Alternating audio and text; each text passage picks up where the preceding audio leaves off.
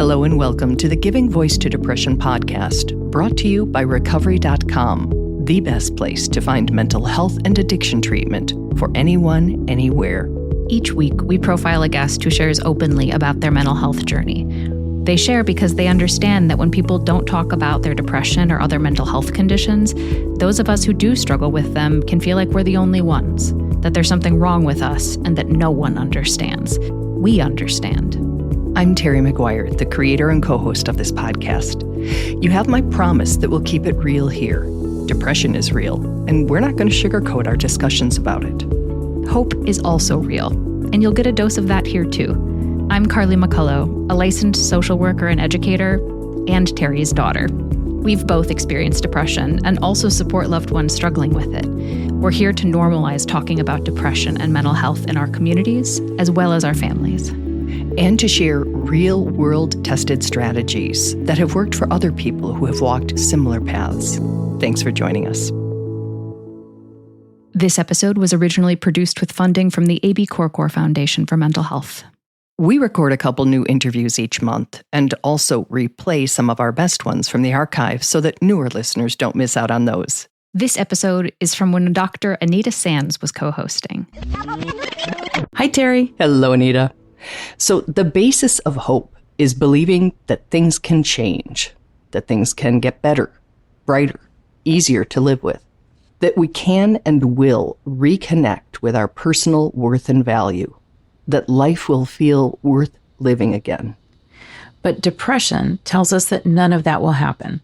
And instead, it repeatedly insists that we will always be in its grips, that we are worthless, burdensome, and that no one cares, and nothing that we try will help. And that is why stories like the one you're about to hear are so important. Because the people who share about their real-life, real-world, unpolished mental health journeys know those lies. They also live with those thoughts. But they're literally living proof that hope is real. Today, our guest is Rebecca Lombardo. This episode is her update on the 5 years since we last talked with her about her life with bipolar disorder, how her husband of 22 years supports her, and what coping skills help her battle her demons. Here now is Becca giving her voice to depression again.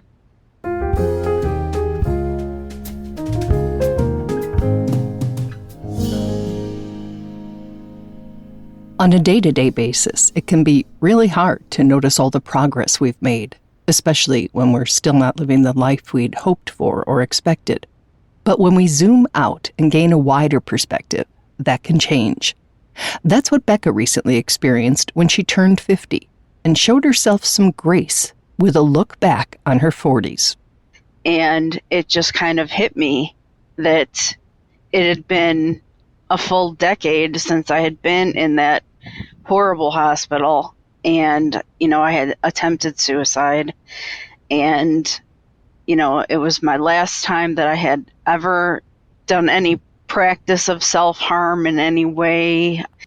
Everything just started to come full circle for me as I'm sitting there realizing all of this. Wow, I had really accomplished something that hadn't even occurred to me until just that moment. And it felt really big and it felt really powerful and like something that I needed to talk about and let other people know that this is something that you can do. Since we first met Becca, that's been her MO. She's openly shared about her mental health challenges to let others know it's okay and normal to have them. It took me 25 years to find the right doctor, but I finally did. And, I still have bad days. I'm always going to have the bad days, but they're shorter and, I can be rational about them now where they don't completely destroy my existence. I can focus on what's wrong and kind of analyze it a little bit, be more self-aware, kind of figure out where I'm going with it and not have to rely so much on my husband and calling him and saying, hey, I need help with this. And that's all part of this growth that I've come to figure out has happened for me over the last 10 years. So why do you think it is so hard for us to see our progress and our wins when, our failings are so in our face? That's a good question. It's just so much easier to believe the bad stuff when that's all you've felt. It's all your brain has been telling you for so long. Our brains are wired a little bit differently from everybody else's. Those of us that, deal with bipolar disorder or, major depressive disorder or things like that. It's just, it's a nonstop pattern that our brains are telling us that you're not worth it. You're not good enough. You can't do the same thing that everybody else can do. And you eventually you hear that so much that it's just the easiest thing to believe.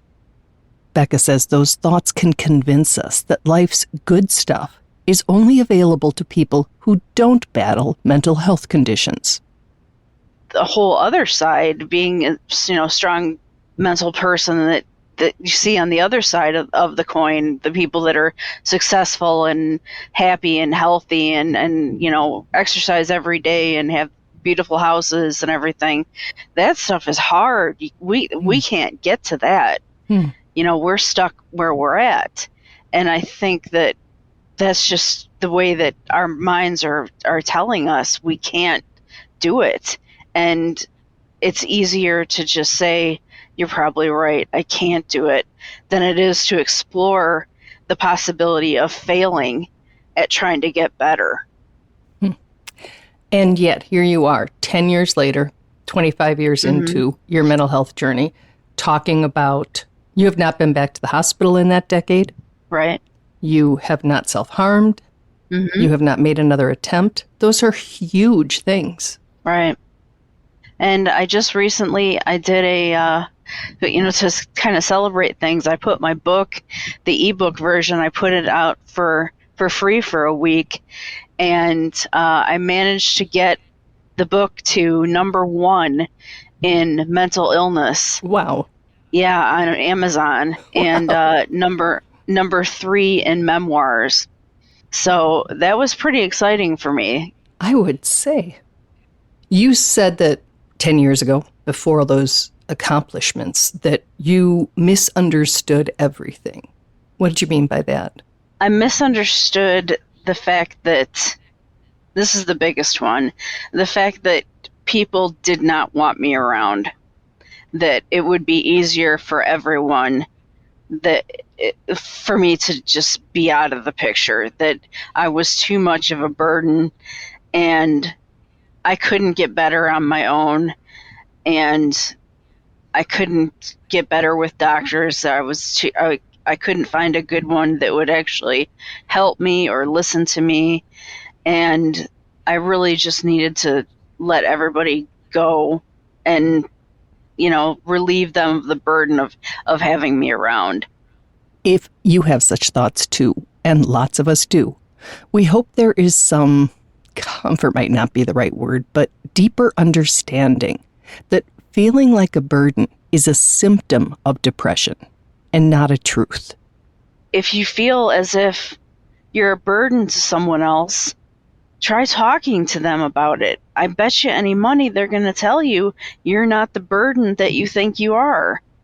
So it all comes down to positive self-talk and positive communication with the people that love you.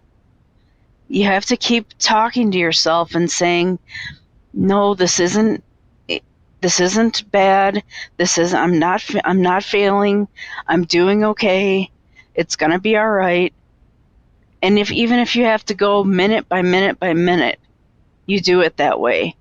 And you keep the lines of communication open with the people that you love and the people that love you, and you pay attention to what they're saying, and you don't just brush it off as them just telling you whatever they need to tell you to get you off their backs. It's important to keep the positive self-talk and the positive communication open with everybody that you love. When Becca is reminded of the times she didn't do those things, she thinks of where it led and the impact her attempt had on her loved ones, especially her husband, Joe. Now I realize, like, there's times when, I'm watching TV, or I hear something on the news or something like that, and it takes me back, and I'll get emotional about this, but it takes me back to the moment that I was in the ER laying on the gurney, and the doctor is working on me, and Joe was standing next to the gurney, and the look on his face, not knowing what was going to happen to me, and just knowing in my head how some other people have dealt with suicides or, accidental death or whatever the case may be, I'll think about it. I'll think, God, that could have happened to Joe. That could have been Joe. That could have been my family. And it will hit me out of nowhere, just bam, right. That could have been you, and I'll never forget the look on his face, and I'll never, ever put it back there again. And while sometimes the knowledge of the heartbreak we'd cause may be the primary thing keeping us from harm, it's also important to want to live for ourselves. Becca also has that on her list of lessons from her 40s. This is where I want to be. This is my life. I do want to be here for, whatever is my next step, whatever I'm supposed to be doing with my life. And I want to be able to fulfill whatever that is. It's important to me to be here, even though you have all the painful parts of life and that are hard to get through, but I want to be here for all of that. To help her be here, Becca uses a number of different tools and practices, work she has learned is essential to managing her bipolar disorder. I wanted it to be, I took the medication and it went away. Mm-hmm. And I think that's kind of what everybody starts at, that you think, I'm going to take these pills and I'm going to be fine. I also didn't understand all the work that I needed to do personally to figure out what it meant to be stable, and the self-talk and the reading and the communicating with other people with the same disorders and learning from other people that I meet, and even like the online courses that you can take for free from different companies. Like there's sources out there now, like there's a company called Udemy. It's Udemy. Okay. And they have for like $15 you can take courses on mental health or mental illness, and you can learn a lot. You see yourself in the curriculum, but you learn how they advise that you treat people with mental health, and you kind of think, hey, that sounds like me. And through sharing her experiences managing bipolar disorder, Becca offers that, hey, that sounds like me experience to others.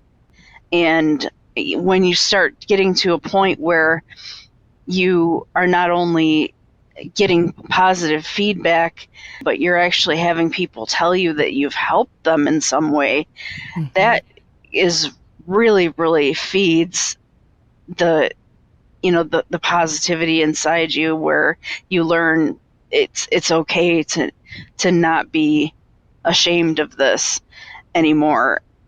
I'm glad you have found a community of people who recognize the power of your words and are grateful that you're willing to put them out into the world so other people know they're not the only ones, which is what we're doing. Exactly. So if at 40, you were, among other things, suicidal, at 50, we're here talking about how this last decade has had all kinds of huge milestones and wins for you. If I'm still doing this podcast in 10 years and we talk when you're 60, what would you like to say? What would you like to be different for you? Oh, that's a great question.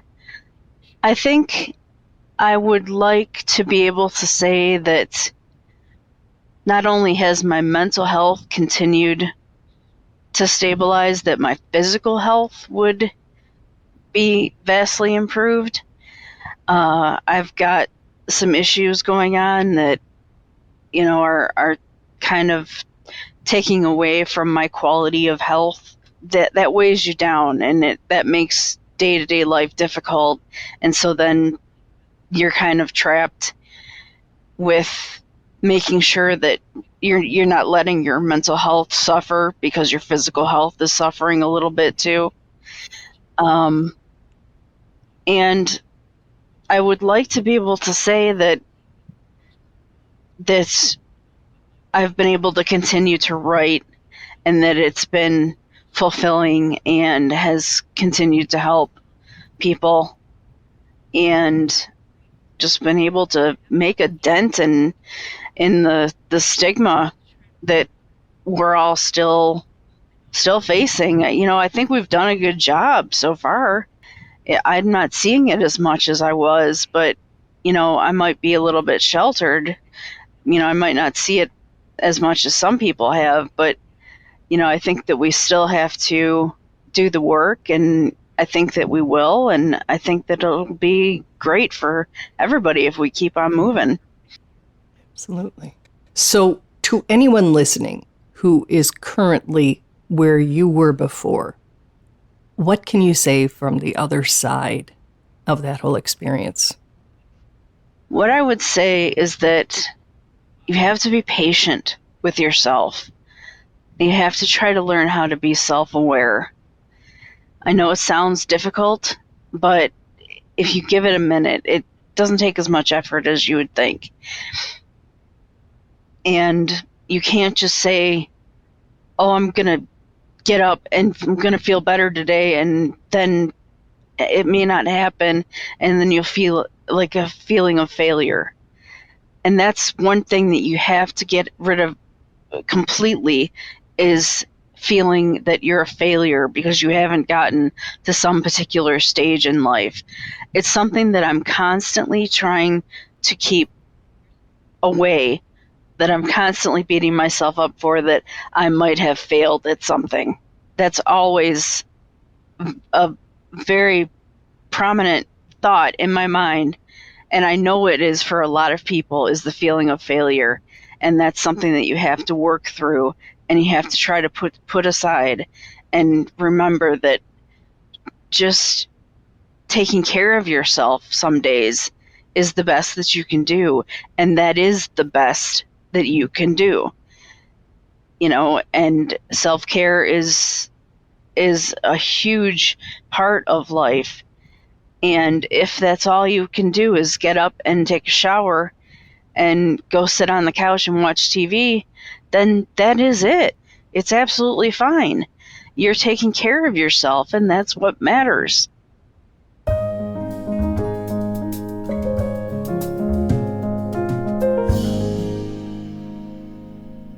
Anita, I just want to read something from a recent blog post. And Rebecca used to post a lot and then stopped for a while, and now she's starting up again, and this was the first post. Here's a part of it. You have to talk to yourself every single day.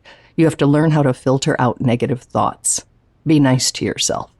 Listen to how other people talk to each other and gain perspective. Try therapy. Find yourself a good doctor. Don't just settle. Surround yourself with good people that care about you. You'll find your way. Just remember that you owe it to yourself to live the best life you can. Mm-hmm. I love that Becca really does emphasize, both in her blog and in the interview, that there is so much work that needs to be done beyond just taking medication. Right. I think in particular for bipolar disorder, it's not unusual for people to know, okay, this is one of those things that I've just got to take meds to manage. Mm-hmm. And then they'll stop right there, or their psychiatrist or doctor prescribing the meds won't say, now, this is the beginning of your journey of managing this. And there are so many things that you need to learn, so many skill sets to manage living with depression and living with bipolar disorder. And there are awesome workbooks and things that people can order from, Amazon and other sites. But a therapist who has, helped people learn what they need to learn and help them experiment to see what exactly works for them is so critically important. And I love that she just keeps emphasizing, you can't just take the pills and then you're done. There's so much that you need to learn. There's so much you have to learn about yourself, about being with others, communicating with them, knowing your warning signs, all the things that we talk about on the podcast, but they're essential. They're not optional. I talked to someone just yesterday who was trying to do a workbook and realized that on his own he wasn't, even though he believes that it would be very helpful for his management to do that. And his idea was that he was going to do a chapter as part of his session with his therapist. Yes. Yeah, that's exactly how I actually usually work with people. Oh, I think that's just a great idea, because doing it on your own, if we could all concentrate and focus and be really articulate about what we're thinking. And be accountable that you'll actually keep going through it and not give up halfway through. Yeah, maybe we wouldn't need therapy. Maybe we'd be managing just fine. But, for the rest of us, I think it would be very helpful to do it with a therapist. So that I actually think for most people, it's helpful to do it with a therapist. Yeah. There you go. So thanks. And thank you to Rebecca for last week and for sharing your story with us, and hope, which is so important, especially as we head into September, which is Suicide Prevention Awareness Month. And that will be our focus for the next 4 weeks. So we will be speaking with attempt survivors and sharing a lot of really important information. But we also want to warn you that some of it might be triggering, and to take care of yourselves when you listen. Yes.